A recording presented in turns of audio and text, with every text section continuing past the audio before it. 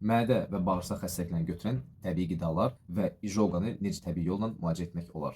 Mədənin yanma hissi mədə turşusunun mədədən geri axını zamanı meydana gəlir. Klassik üsulla biz mədəmizi dərmanlar yoluna müalicə edirik, amma bu dərmanlar fayda vermir. Və bu dərmanlar nə edir? Mədənin turşuluğunu sadəcə azalmağa kömək edir.